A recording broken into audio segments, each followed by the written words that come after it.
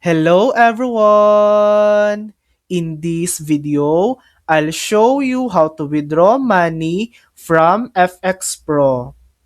First, sign in to your FX Pro account and make sure you have a sufficient balance. Next, go to Wallet and Accounts and locate your wallet balance. Click the Withdraw button to open the withdrawal page. Here, you'll see your available funds. You can withdraw up to 300,000 USD.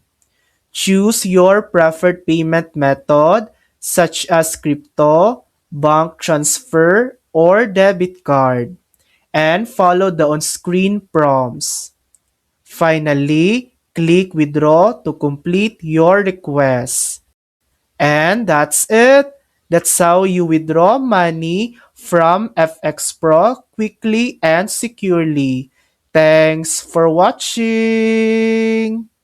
If this video helped you, please like and subscribe for more helpful tutorials.